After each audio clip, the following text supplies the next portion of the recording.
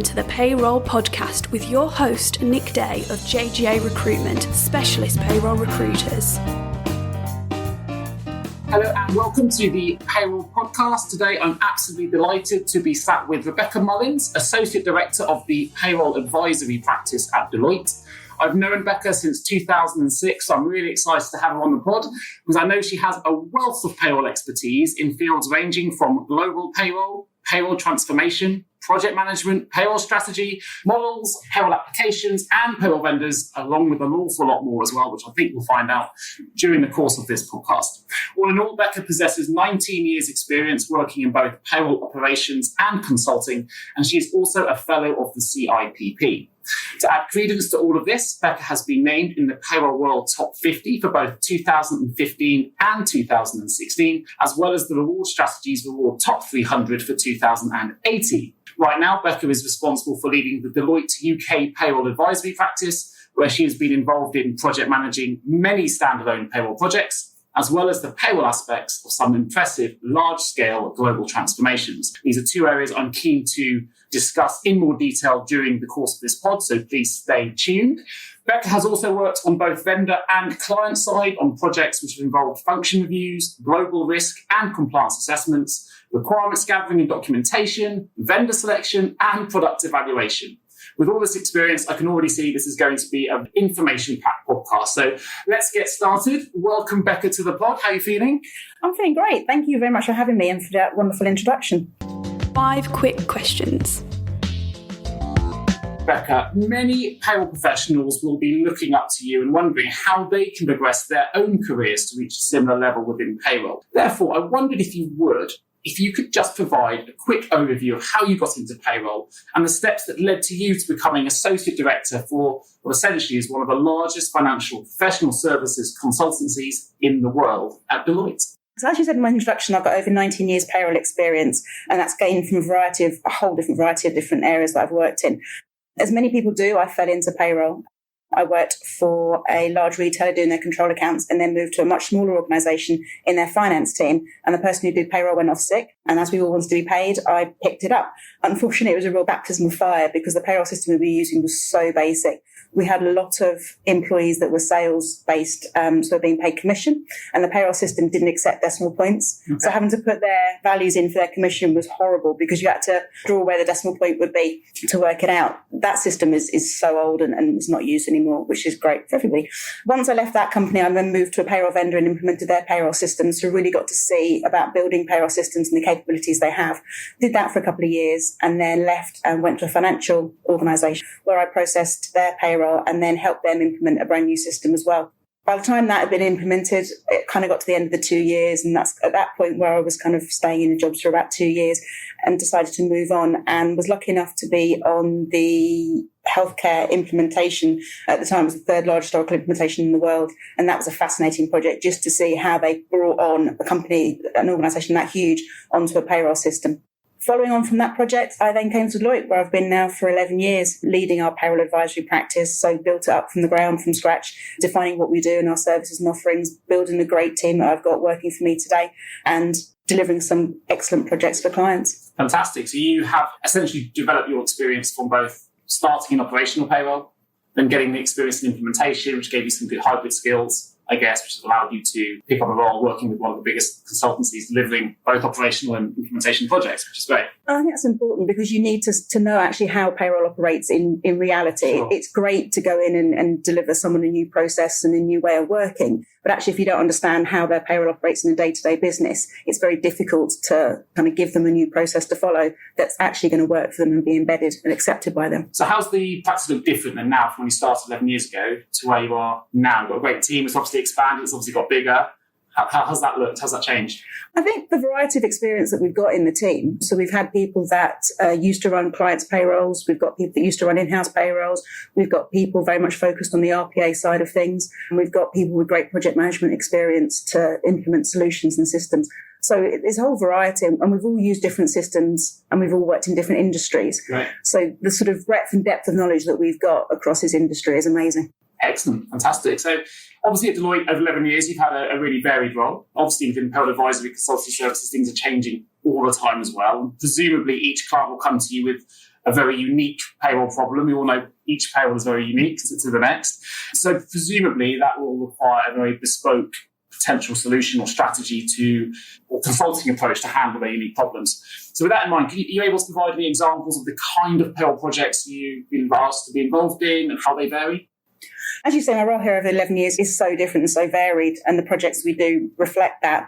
No two projects are the same. Clients ask us to help them with a vendor selection, and it's completely different to any ones that we've done in the past for a whole variety of different reasons. Some examples of some of the projects. So we've done global strategy development for a large manufacturing company. They're always fascinating to do because most global companies will have a number of large countries with very large employee populations, and then a whole raft of smaller countries, and actually finding a solution and a service that fits all of those countries and actually delivers the service they need in all those countries can be quite challenging to find. But actually, when you find one that works and when you see it operationally and the benefits it can bring them, it's amazing to see. We've done vendor selection for airlines, focusing on the UK. That was very complicated because of their raft of terms and conditions. They had so many varied ones. Actually finding one system that could cope with all their different terms and conditions was fascinating, as well as seeing actually some of the terms and conditions they were paying people. Personally, my favourite is payroll reviews, because you go in and you see the problems that people are having. And by the end of the project, when we've delivered our recommendations and helped them implement that, you can see how much better everyone's working day is and how much more enthused the teams are to be delivering the services that they're delivering. Excellent. It's very much an agnostic service, isn't it? Which is kind of different. Because, I deal with a lot of the vendors, the big vendors that people know out there, and obviously that's not agnostic because they're supporting their own solution. But being a consulting service, it's very much an agnostic review you'd be doing or an agnostic vendor selection. Does that throw up any different challenges? I think because we've got the breadth and depth of knowledge of the different systems out there and have worked with the majority of payroll vendors in the marketplace, it doesn't matter that they're all very, very different. And I think that's one of the great things that we bring to the projects is that we are agnostic. We bring to the client the best solution for them rather than one of two or three that we're tied to if we were down the road of partnerships with vendors. And would it predominantly be the payroll manager that came to you for this kind of service, or would it be a CEO or director or HR director, or does it change? It really does change. So it depends where finance or where payroll sits in the business. Sometimes It's in HR, sometimes it's in finance. Sometimes it's procurement that comes to us. Okay. We've had a variety of projects recently where procurement have been undertaking these types of projects. IT as well. So we did a implementation for a large manufacturer a few years back where the IT department had made the decision that all the data for that business was going to be moved into the cloud. So they were the ones driving that project, which is unusual because it's usually HR or payroll that are driving an implementation project. Fantastic. I know the 4 key areas Deloitte Advisory Practice helps with tend to be related to either, as you mentioned, something you love, payroll reviews, but also payroll strategy, payroll and technology platform selection, or payroll implementation, and you mentioned some vendor selection work as well. Right now, which area is in most demand? So we see payroll reviews consistently throughout the year for a variety of reasons, because that doesn't really go in sort of peaks and troughs because people are always having challenges with operating their payroll for a whole variety of reasons. Where we do see trends is around the payroll selection and strategy work. So it kind of goes in cycles. So at the start, when global payroll first came out, we saw a lot of clients looking to do their strategy and implement a global service. Now that we're moving on to the second generation of global payroll services, people are starting to reevaluate. So it kind of swings from the implementation of the payroll and the strategy to actually defining what that should be or redefining what it should be. What kind of thing does a review consist of? Operationally, what kind of reviews do you get asked to do? It can range from anything. It can range from a tiny little bit of the payroll that we're looking at. So, for example, the submission of data to the revenue is one area that we've looked at recently where people have got challenges with what's being recorded on the dashboards as to what they've sent.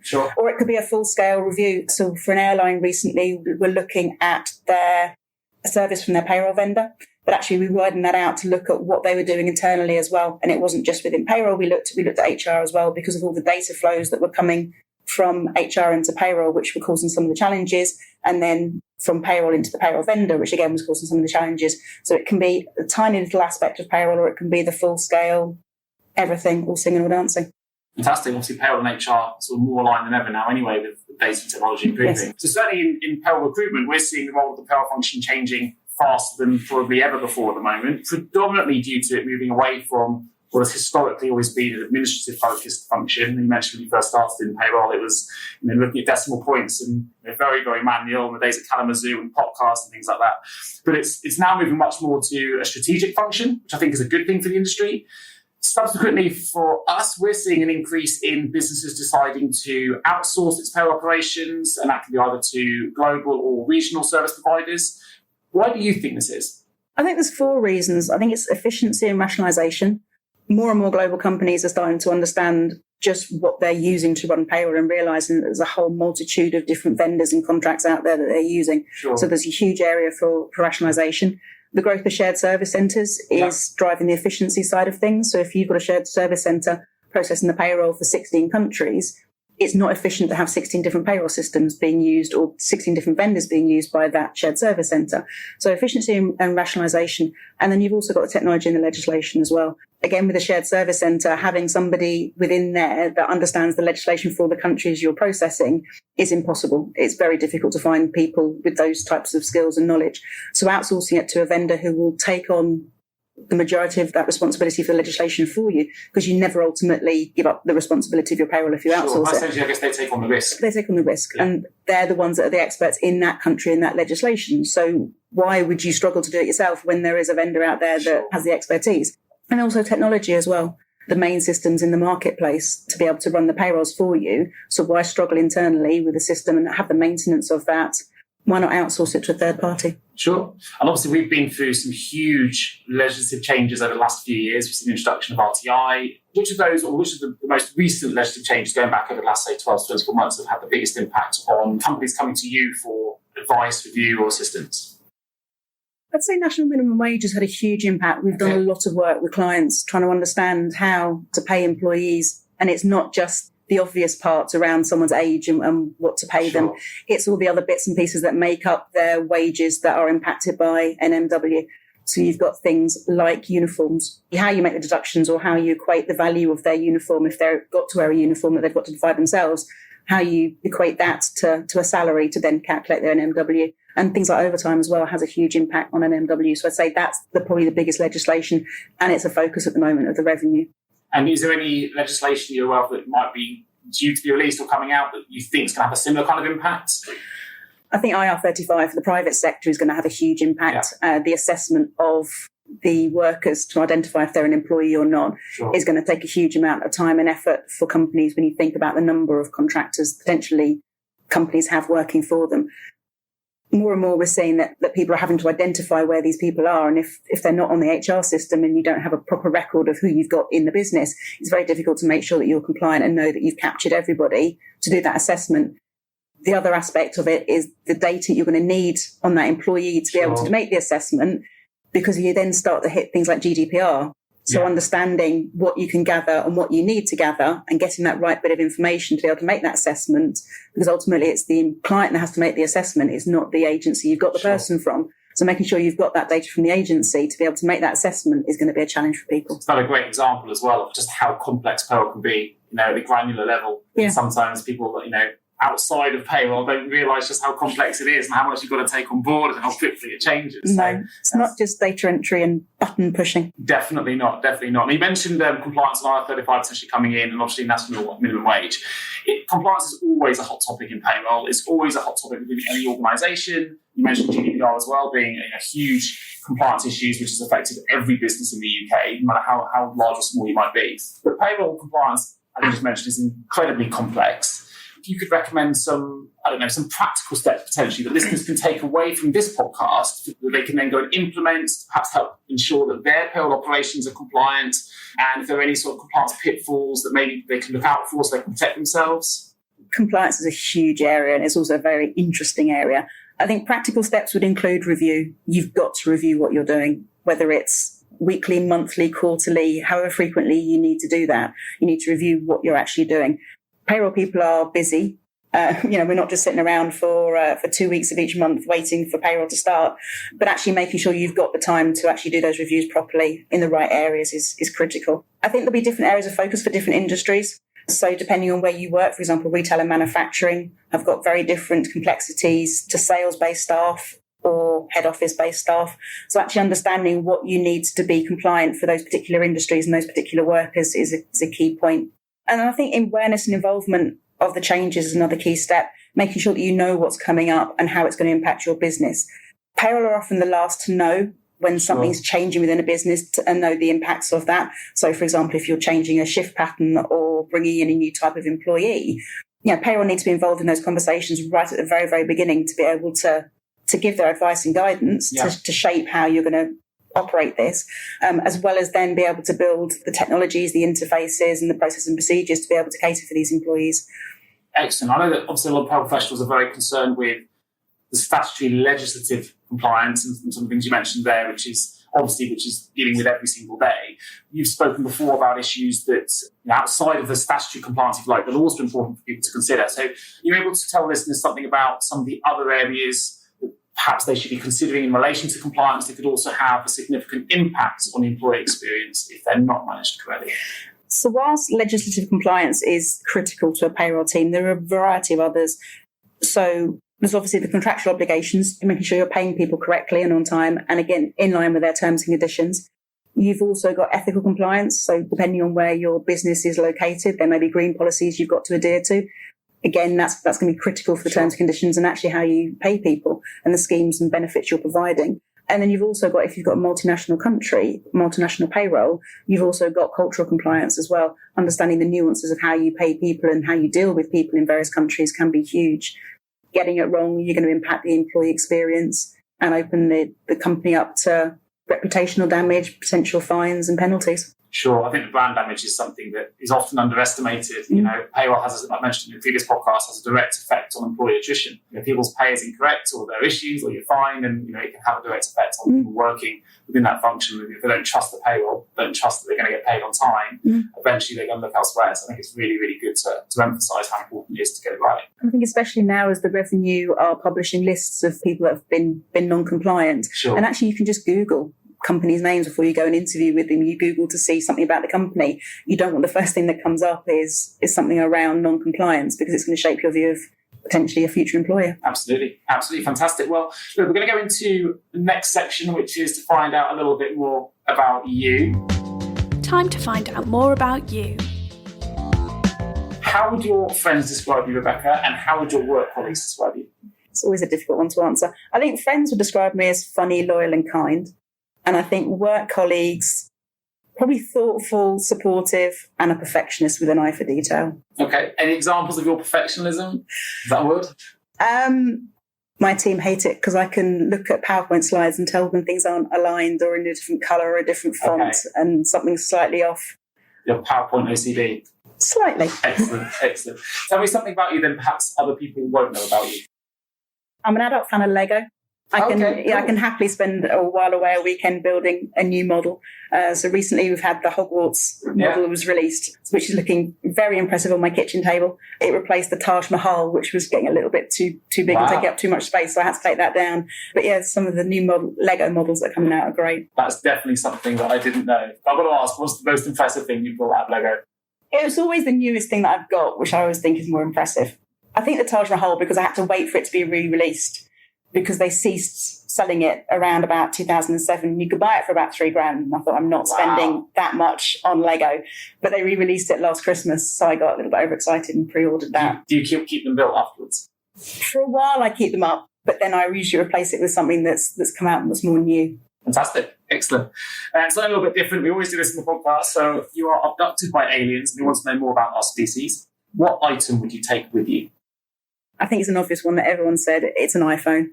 Why would you take an iPhone? I think because of the way they've just taken over our lives and you can do so much with them and on them. People spend so much time attached to them. I think it's probably the most obvious thing. Would you continue working if you had it with you? Would you take your work emails with you? Well, it depends if I had Wi-Fi. Because surely if I was abducted with them and went off in their spaceship, it depends if it had Wi-Fi. Fair enough. Good point well made.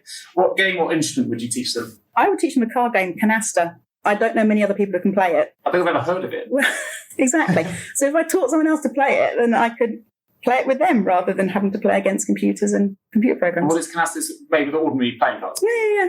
It's a bit like poker, but you don't gamble on it as much. Okay. I'll have to check it out. Great. And what would you tell them about humans? I think I'd tell them that we're a very unpredictable, complex species.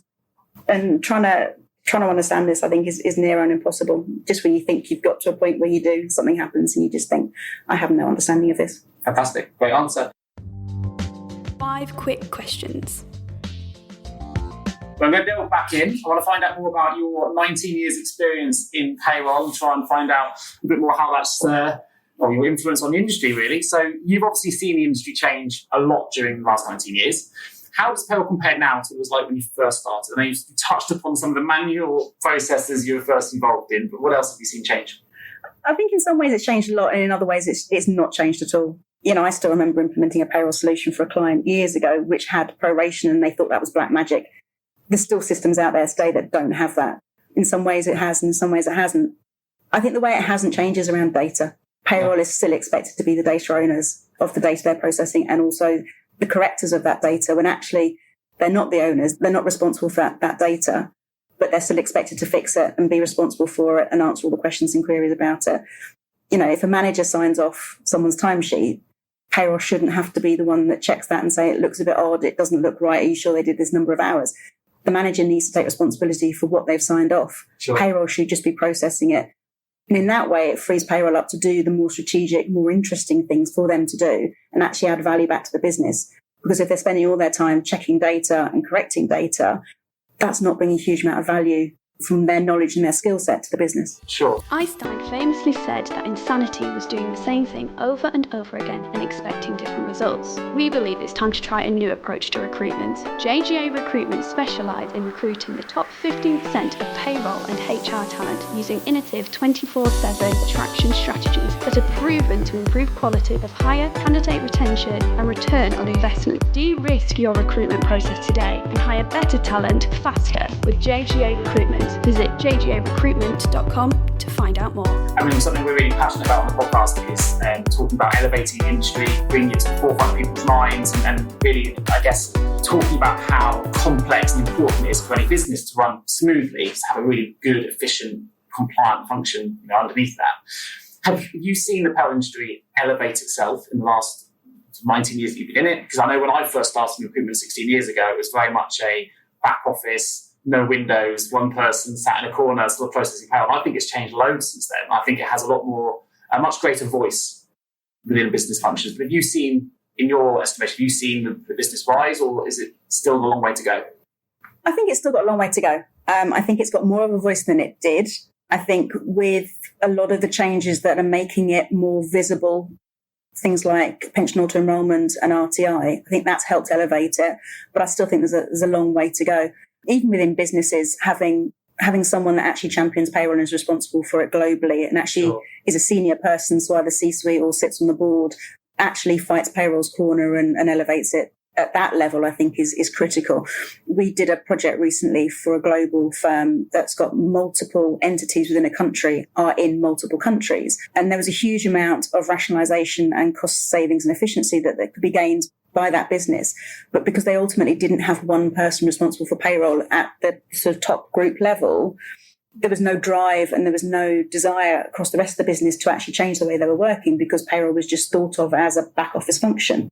Presumably there was no realisation they could improve it or save costs. They didn't understand it and completely underestimated how much money they could potentially save or how much they could improve things. And they had a huge number of different vendors across each of the entities. And actually some of them were the same vendors in multiple countries, in multiple entities, that they all had separate contracts. So again, it was a huge amount of rationalisation that could be done. But because each business owned payroll and thought of it as the back office function, and there wasn't a huge amount of noise coming out of payroll, thought everything was fine and that there was nothing to touch there, so didn't want to invest in the project. From your perspective, you're operating at associate director level at Deloitte, huge international consultancy firm. If I was an operational payroll manager now who had aspirations to put yourself at the top of the profession, and perhaps I'm a little bit earlier in my career, what kind of advice would you potentially be able to give them to say, actually, if you start getting involved in X or Y, or maybe you should try and increase your knowledge in A, B, or C? What would that advice look like if you're able to? If I was listening to this now and really wanted to make that progression, but didn't really know where to go? I think you've got to make your own opportunities in life. Actually, drive that yourself within payroll. For example, implementation, it's very difficult to get involved in implementation if your company isn't going through one, because you're just not going to get that opportunity. But it's kind of a bit like shoehorning yourself into other areas within the business.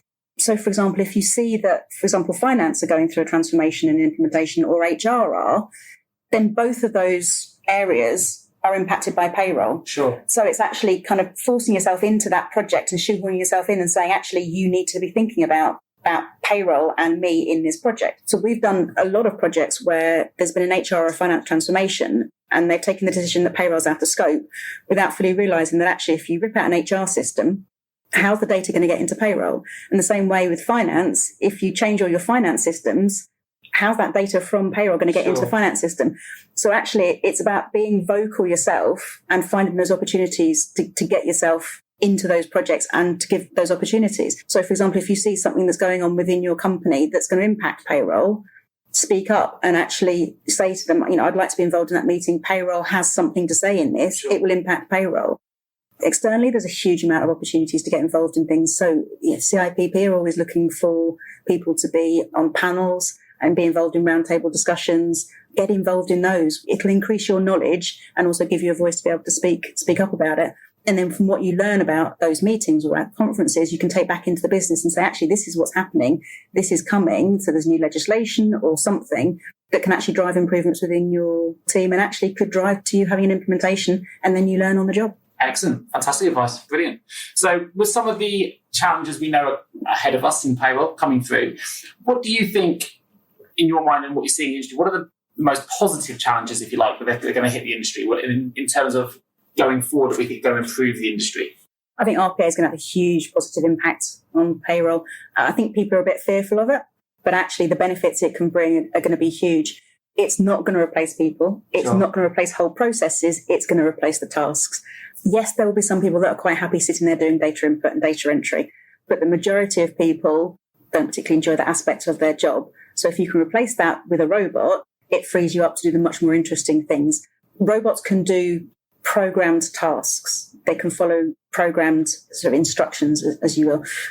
They can't do the thinking behind things and the analysis of things. So that frees up humans to do that aspect of the work, which is usually what payroll people don't get the time to do because they're too busy doing the manual input. So when things like new legislation comes in or something weird and wonderful is happening, it will give you the time to think about that and how will it impact it? How can I improve this? What can I do about it? Rather than sitting there thinking, well, I can't spend too much time thinking about that. I've got a stack of timesheets to keep. Yeah, I totally agree. I've been quite vocal on the subject myself anyway. And obviously, I recently joined a Deloitte breakfast meeting, which was very much focused on robotic process automation, or RPA. I think there was a study released which scared people because it said there was 97% of chance that the payroll position would be automated. And I think what we need to establish is it's not the role that we automated, it's tasks within the role. I'd also argue that the data input people aren't really payroll people anyway. They're data input people. And I think we have to be clear about the distinction. Payroll people are those that can genuinely process and understand and the complexities of the legislation that go behind it. We're not just sat there on the computer entering data without the knowledge behind. So I think it's a really important distinction. I totally agree. It's going to free up payroll professionals to get much more involved in the strategy side of things, which I think sometimes they don't have the time to do at the moment because they are too bogged down with their data. So from your perspective, how do you view RPA in the workplace, knowing what you know working within a large consulting practice like Deloitte? What advice would you give to a payroll manager who wanted to future-proof its payroll operation in relation to RPA? As we both said, I think it's a huge enabler for payroll and will change the function dramatically. I think the best bit of advice is think big. So think actually, ultimately, what does the function look like? But actually start very small. So start with looking at one or two processes and the tasks within those processes and pick out the tasks that are either taking a lot of time or there are often challenges with in terms of accuracy from the input for whatever reason. Start on those tasks and those processes. And once the robot for that is embedded and everyone's happy with it and everyone's accepted it, you can then start to build out and add more and more tasks for the robot to do. The first time you implement it, people are a little bit scared and think, a robot's done this, or I've just got an email from a robot, this is a bit odd. But actually, the more you get used to it, it just becomes second nature and something that's there and working. And once people realise it's not going to get rid of 10, 15 people, they realise actually it's making a huge benefit to this team and making our lives much more interesting. Attention to detail is so critical for the payroll professional. And I guess there's going to be a slight concern about trusting that it works. So if you start small and then realise it works rather than go wholesale straight into massive changes, then once you start to trust it and see that it works and see where you're actually saving your time, which is a real issue for payroll professionals at the moment, I guess you can scale later. Yeah, and I think once you see it in operation, see it replacing that task, we've got some videos where we actually slow down the process completely and you can see the data being moved from effectively a PDF, which you kind of think, oh, how's that going to get from a PDF form into a system? And you can see the robot scraping that data and then effectively keying it into the system. Once you actually see what it's doing and understand it, and actually when you start to build them as well, because you'll see that it's basically a rules-based engine underneath. And once you program those rules, it just keeps repeating and keeps following them and doing what it's supposed to do. So typically, I'm not a payroll professional, so I'm going to ask yourself, see if you know what the answer might be. But if you are losing 40% of your time due to data input at the moment, and you get that 40% time back, what kind of payroll strategic tasks would you look to get involved in if you suddenly had that free time available? If you're working back at an operational level again, how would you start using that free time? There's a variety. So I think future-proofing, which we've talked about future-proofing your payroll department, seeing what's coming up legislation-wise, and training. It's one of the areas that people often neglect because they're so busy. Actually get yourself on training courses, whether it's a refresher course for something you think you know about but may have changed slightly over the past few years, something brand new to you. Actually start to do those types of activities, add value back into the business. So again, things like when the IR35, when they decide to release that, you can start to do those activities, and it'll free you up to do those activities so you're not spending hours and hours outside of normal working time having to do that in order to meet the deadlines. Fantastic. Now, I know you're quite passionate about getting businesses to embrace the work that payroll professionals do at board level. Can you let listeners know why you think this is important and the implications of this business could face if they don't? I think we've touched on quite a lot of them around sort of the reputation of payroll and the work people are doing. If people aren't happy and if they're doing a lot of manual repetitive tasks, you're going to get a huge turnover of staff because not everyone wants to do that. There will be some, but not everyone wants to do that. So you're going to constantly get, churn of staff and a not happy payroll team. People think when there's no noise coming out of payroll that everything's happy and everyone's working okay and there's absolutely no problems. But what you actually usually find is that they've got past the point of making the noise, because when they did make the noise, nothing was being done about it because there wasn't the senior support around that. Payroll is a pure cost to a business. Unless you've operated shared services where you're processing the payrolls for other companies or other bodies around you, it is just a pure cost to a business. So actually, people don't want to spend money on it. They have to anyway because of salaries, but people don't want to spend money on improving it.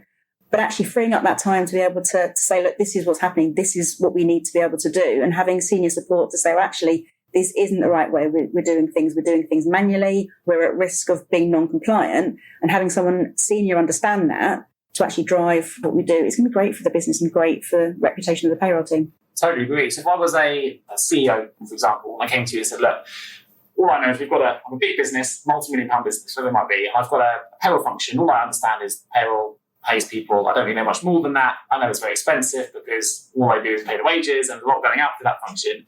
What are the things you would highlight to me as a CEO to say, actually, we don't just pay people, we could also, save money here or improve this, or we also get involved in X that perhaps I may not be familiar with. If I've overlooked it as a function because I'm involved in other areas of business, what are the kind of things you would highlight to me as a CEO? I think employee engagement is a huge one. So if you haven't got a happy, engaged workforce because they're too busy worrying about not being paid correctly, that's going to impact the whole of the business because of productivity, high turnover. You talked about on previous podcasts, people leaving and Googling other people's businesses around accurate paying people. So I think there's a huge impact on the employee engagement piece. Everyone's looking at the moment about the future of work and the different ways of working. Payroll has a huge impact on that. So you can't just suddenly say, fine, everyone can work from home, because there's payroll implications for that. Sure. So actually having payroll involved in those conversations and part of those kind of strategies and development is going to be a huge benefit to the business because of the knowledge and experience and the understanding that payroll can bring. Excellent. Fantastic. So last question before we go to open the vault. With new technologies being implemented, developed or talked about every day, such as artificial intelligence, or AI, blockchain, which I've done some articles on recently, robotic process automation, which we discussed today, chatbots, which I know some people in the industry are a little bit nervous about, but we're seeing coming into play. Which technologies do you think will impact the payroll industry the most in the next 2 to 5 years? Definitely RPA, and we've talked about that. Sure. It's here. It's working. You shouldn't be scared of it. It can bring great benefits to your business. Absolutely. Relatively quickly as well. It doesn't take long for a simple robot to be implemented. What are the timescales, roughly? If you're starting small, and I said I came to Deloitte and said, look, I want to embrace RPA, I want to start small and scale, like we suggest here. Typically, what are the timescales to getting one of these processes standardized, set out, implemented? I think for the first one that you do, it'll take a long time or longer because you need to really think about it and understand what it is you're doing. And then there's a setup of it as well. So you need to give it access to the right systems, set it up correctly with the right user profiles within the system so that, for example, if you're running an audit report, you can still see what the robot has done within the system because you don't want to exclude that from the audit trail because otherwise you're not going to know how that change has been made. Sure. So I think setup is probably, for the first time, probably the biggest part of it. And you shouldn't rush it with the first one. You need to get it right to enable the adoption of that. Otherwise, people are going to start rejecting it. So I think with the sort of design phase and the kind of ask the possible exercise you're going to need to go through, you're probably talking 2 to 3 months for the first one. But then adding new tasks onto that robot's kind of profile of what it's doing can be done relatively quickly. So once you set up and you start scaling gets much quicker. And they're very, very easy to config as well and code. It's just a bit more than a macro. So it's kind of taking the macro functionality up a couple of levels. Sure. So if you can build those, you can build robots to do a variety of things. What other technologies do you think are going to impact the industry in the future? I think chatbots is probably the other area, but I think that's more of the HR side of things. People are becoming much happier to interact with a chatbot and ask them frequently asked questions. There will be some questions that you need to speak to a human about to actually get the answer. So, really personal questions or grievances and disciplinaries and stuff, you're not going to want to start interacting with a chatbot on that. But your basic questions of how much maternity am I entitled to? What's my holiday balance? And everyone's favourite payroll question, when am I being paid in December? Put it through a chatbot. The standard answers the chatbots can come back with really quickly. And some of them actually have, some of the programs have, images where it does look like you're speaking to more of a human than just a kind of a robot image. I think in a previous podcast, Max mentioned the idea of bringing in interactive payslips, which I think is quite interesting. So when you actually look at your payslip, you can click on any part of it and it will tell you how it was calculated. It will take you to a chatbot potentially or answer any questions you have through your own payslips. That's one of his future ideas, which I think is quite interesting. Yes, because again, it will get rid of a lot of questions around, why am I only being paid 8 hours overtime when I did 10? Yes. Because it will show you, Absolutely. I presume, the sort of time system in the back end of it, and you'll see that 2 hours haven't been approved. Sure. So you know who to speak to then and ask the question to, rather than just phoning up payroll, who will only tell you that we only processed 8 hours because that's all that was approved. It's quite interesting though, because historically, we didn't have chatbots there. You'd always get the complaints coming in, your payroll wasn't right, and you'd be dealing with those. And communication skills were important in payroll, but really it was the skills behind being able to manually calculate and answer payroll questions that came in knowledgeably so you could handle that issue. Some of that may be handled by chatbots in the future, but actually communication skills for the payroll professional that we're seeing now is more important than ever, particularly in terms of stakeholder management, as you mentioned, employee engagement. Years ago, I don't think that was as important as it is now, and certainly in job descriptions we're seeing on a regular basis, that stakeholder management piece, that ability to partner, the relationship management piece is kind of more important than ever. Is that something you're seeing from your side as well? So the people coming to you, the ability to communicate at a more senior level as a payroll professional now, rather than just answering queries, that's something you're seeing in the consulting side? Definitely, and I think that's where the communication bit should focus on. Sure. It's kind of the upward communication rather than, and I don't mean to trivialise it, but dealing with employee queries, because most of them are standard. Most of them can be answered by a chatbot. And I think with the sort of generations that are coming through the workforce now, they are much happier interacting with the chatbot. They all speak to each other on WhatsApp anyway. People don't make phone calls anymore. So I think sort of for the employees, call them queries, I think chatbots and technology is fine. But I think, the communication upwards still needs to be a key skill. I think also when it comes to payroll, some people can be actually embarrassed about calling if it's obvious. So sometimes knowing you're dealing with a chatbot is a good thing. Yes. Because you think, actually, no one's going to judge me on my question here, which there's such thing as a silly question. But actually, sometimes you can be nervous about making this a chatbot. You're a little bit more open to putting probably more requests than you usually would. Yes. Excellent. So, final part of the podcast, we're going to open the vault. Entering the vault. One piece of advice you would give to someone working in payroll right now? I would say it's don't be afraid of change. If you're stuck in your ways and have always done things the way you've done them, I think you will struggle, especially with the way that payroll is moving in this day and age. Embracing change will ultimately benefit you, as it will make your role much more interesting. Again, unless you're one of these people that's quite happy to sit there and do data input, getting out and around about the business is going to be much more beneficial to you in your future career. We saw it with HR BPs when they were brought in. Absolutely. Why don't we have payroll BPs? Be much more client-facing and much more business-focused and business-facing.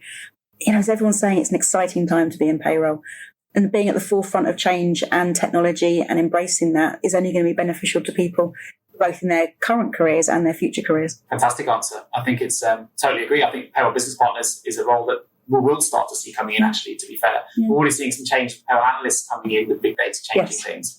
I think payroll business partnering then is probably the next step. We'll probably use that analytical data the analysts are doing to then use that information and feed it up the chain. Great answer. Fantastic.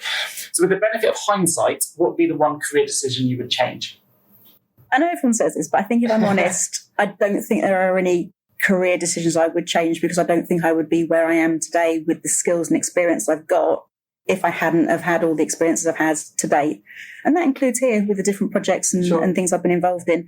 I think there's always the bit around, if you think more deeply about each of the roles, there's probably situations within each role that you would potentially change the way you interacted with someone or undertook a project. But I think ultimately I don't think there's anything I would change. It's quite a common answer we're getting at now. People obviously love payroll, which is great. If you had the power of foresight, it could change the entire payroll industry with one action or improvement. What would that action or improvement be? I think it would be integration. I think the fact that there are still systems out there that you can't integrate with each other is ridiculous, and it's just causing unnecessary problems within payroll. I think everything should be out of the box integrated with everything else system-wise. Remove a lot of issues within payroll. And we are moving that way. So we're getting there, but there are still some systems that just don't integrate at all. And it's just causing problems. Who motivates you and why? You've got to motivate yourself. I think in the cold light of day, no one is with you 24 hours a day to be that motivator. You've got to be your own cheerleader and drive yourself. There will be people at different stages of life and in different situations that motivate you, but I think ultimately it's got to be yourself. There are no Lego masters out there that inspire you. Actually, it's a difficult area to get into, to be certified Lego builder. There's not that many in the country. I think there's one in the UK, but globally there's not that many certified Lego builders. So that's the retirement aim. There you go, heard it here first. If you didn't work in payroll, what would you be doing?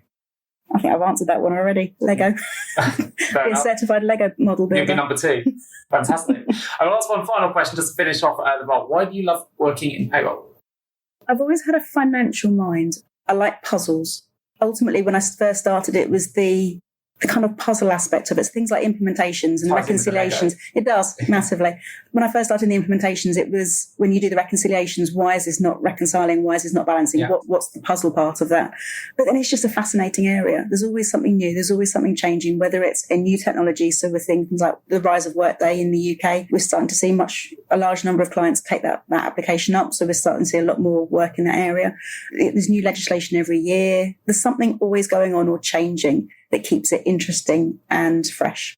So you're excited about the future? I am. As a recruiter in payroll, I'm really excited about the future. I think we've got some exciting roles coming up as well, but we don't even know what they look like yet. Like payroll business partnering, which I'm keen to get to know, but you're excited for the future. Excellent. Well, listen, I want to say a huge thank you to Rebecca for joining us on the Payroll Podcast today. I hope there's been some really good information that we can take away from the podcast, talking about the future of the industry. I will highlight a couple of links to the Payroll Advisory Practice that Rebecca runs here, and I'll put those in the episode notes. But if you are listening and want to access them straight away, you can go to www.deloitte.com. And there's a wealth of information on Deloitte's site and links that you can link to all the payroll, tax and HCM practices that they offer. I'll also put a link to Rebecca's LinkedIn profile in the episode notes as well. So if you want to get in contact with Rebecca directly about anything to do with payroll, obviously feel free to link in and message Rebecca direct. You've been listening to the Payroll Podcast with Nick Day of JGA Recruitment, specialist payroll recruiters. If you would like to feature on a future podcast, please contact us. For a wealth of world-class payroll content, please visit us at jgarecruitment.com. See you next week.